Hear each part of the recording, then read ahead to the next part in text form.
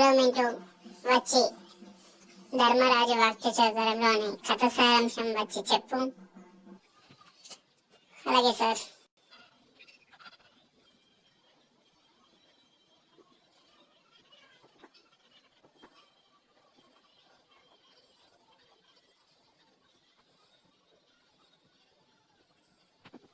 చెప్పాలా సార్? చెప్పు. ధర్మరాజు తన సోదరులతో మాట్లాడడం. మనం కృష్ణుడి దగ్గరికి వెళ్ళి ఆయనను కౌరవ సభకు రాయబారిగా వెళ్ళమని ప్రార్థిస్తే మంచిది. మాట చుట్టాలతో, ఆప్తులతో, గురువులతో యుద్ధం జరగకుండా సంతోషం కలుగుతుంది అని చెప్పి ధర్మరాజు తన వారందరితో కలిసి కృష్ణుడి నివాస మందిరానికి వెళ్ళాడు. కృష్ణుడు ధర్మరాజును గౌరవించాడు. ద్రౌపది ఒక పక్కన కూర్చుంది.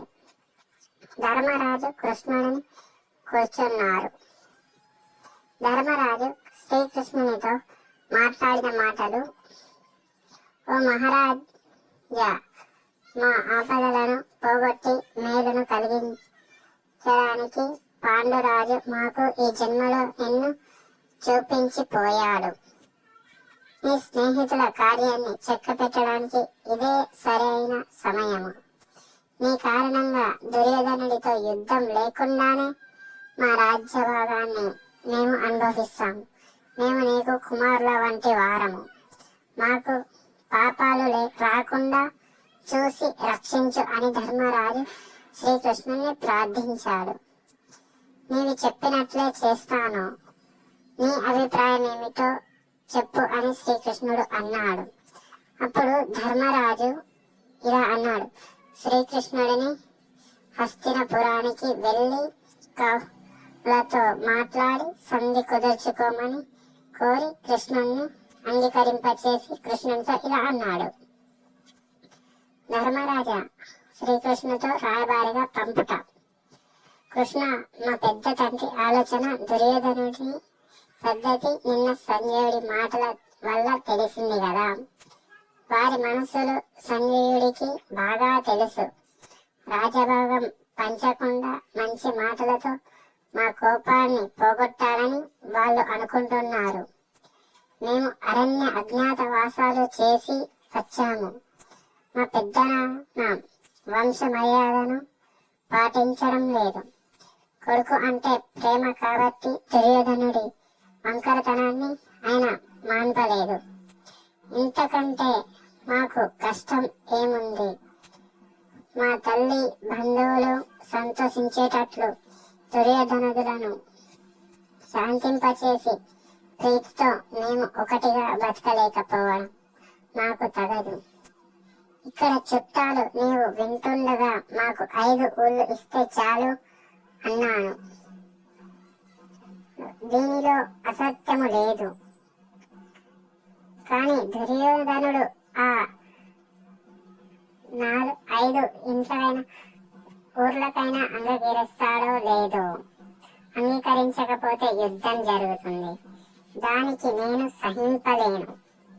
నా వద్ద ఉన్న బంధువులకు కూడుగుడ్డల కోసమే నేను రాజభాగం అడుగుతున్నాను. మేము కలిసి ఉంటే మా ఇద్దరికి ఆనందము కలుగుతుంది. ఎవరినైనా చంపాలనుకోవడం దేనికి? మరో మార్గం లేదా? ఆ పక్షములో బంధుమిత్రులు ఉన్నారు. వారినందరినీ సంపద కోసం చంపి నింద పొందడాన్ని, పాపము పొందడాన్ని నేను సహింపలేను. క్షత్రియ ధర్మం ఎంతో కష్టమైనది. రాజులకు శాస్త్ర జీవనమే సరి అయినది. అయినా వంశనాశనము నాకు ఇష్టం కాదు. యుద్ధం వల్ల లాభ నష్టాలు. యుద్ధం సంపదను కలిగిస్తుంది, ప్రాణములను తీస్తుంది. చాలా మంది ఒకడి చేతిలో ఓడిపోవడం, వీరులు అల్పుడి చేతిలో నశించడం జరగవచ్చు.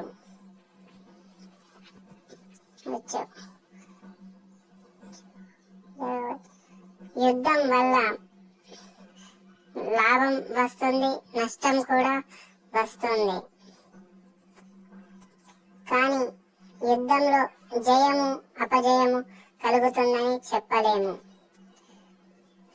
యుద్ధంలో మరణించడం కన్నా ఓడిపోవడం చాలా కఠినమైనది.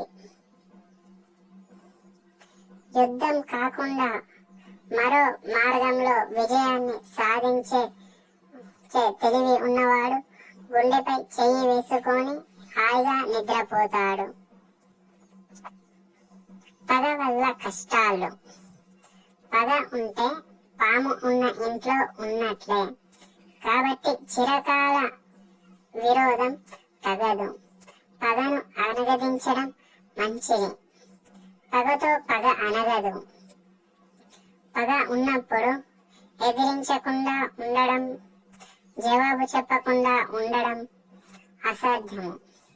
పగ పూర్తిగా తీర్చుకోవాలంటే హింస తప్పదు.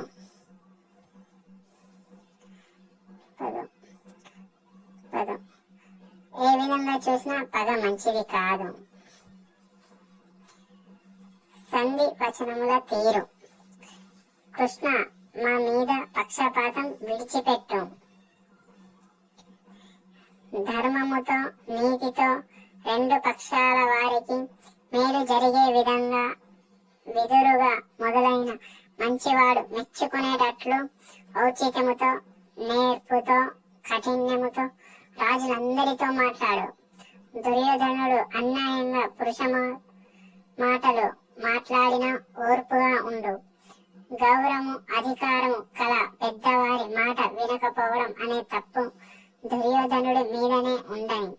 మనం ధృతరాష్ట్రుని మాట చెల్లనిస్తే మనల్ని జనము అంతా మెచ్చుకుంటారు.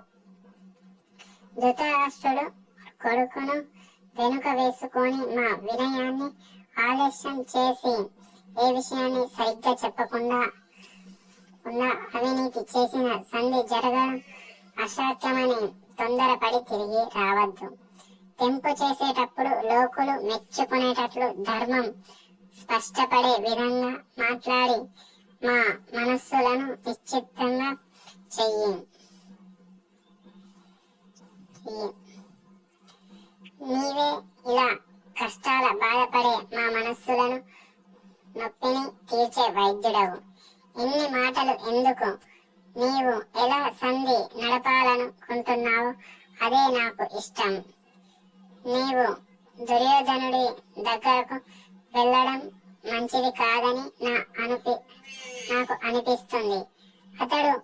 అతని మంత్రులు పొగరుబోతులు. సంధి కార్య వచనాలను వారు తిన్నగా వినరు. కౌరవులు వంక్రబుద్ధులు, అవినయము కలవారు, క్రూర కర్మాలు చేసేవారు. అటువంటి నీచుని దగ్గరకు నేను పంపలేను. నీకు కష్టమును కలిగించే దేవ పనిని కూడా నేను అంగీకరించలేను. నీవు ఒంటరిగా అక్కడకు వెళ్ళకు కృష్ణ. శ్రీకృష్ణుని సమాధానం. ధర్మరాజు మాట విని శ్రీకృష్ణుడు ఇలా చెప్పాడు. ధర్మరాజా, దుర్యోధనుడే కాదు, ధృతరాష్ట్రుడు కూడా అటువంటి వాడే. నీ మాట నిజము. నీ అభిప్రాయము నాకు తెలిసింది. నేను చెప్పేది నీవు విను.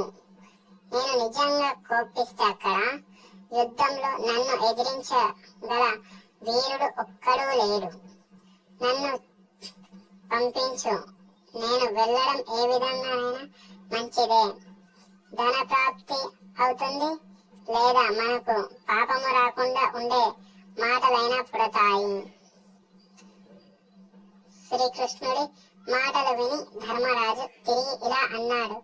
మంచిది, నీవు వెళ్ళి మేము వారు కలిసి ఉండేలా సంధి చేయి. అది మనకు మంచిది. కృష్ణ, నీవు మనల్ని కౌరవుల్ని ఎరుగుదివి. ఏది మంచో ఎరుగుదివి. ప్రయోజనం సిద్ధించే విధానము ఎరుగుదివి. మాట్లాడే పద్ధతిని ఎరుగుదివి. నీకు బుద్ధులు చెప్పడానికి నేను ఎంత వాడిని. నీవు వెళ్ళిరా అన్నాడు. వెల్ డన్ మింటూ, నువ్వు చాలా మంచిగా చెప్పావు. Okay, very good. వెళ్ళి నీ సీట్లో కూర్చో, మంచిగా ఇలాగే చదువు. Thank you sir. అలాగే సార్. ఓకే, వెళ్తాం సార్. ఓకే స్టూడెంట్స్, ఈ రోజుతో క్లాస్ ముగిసింది. అందరూ మళ్ళీ మంచిగా చదువుకొని రండి. మిస్ కాకండి స్కూల్. అందరూ మంచిగా క్లాస్ వినండి. మళ్ళీ అందరూ మంచిగా రావాలి. ఎర్లీ మార్నింగ్ 9:30 కల్లా స్కూల్లో ఉండాలి స్టూడెంట్స్. ఎవరు మర్చిపోకండి.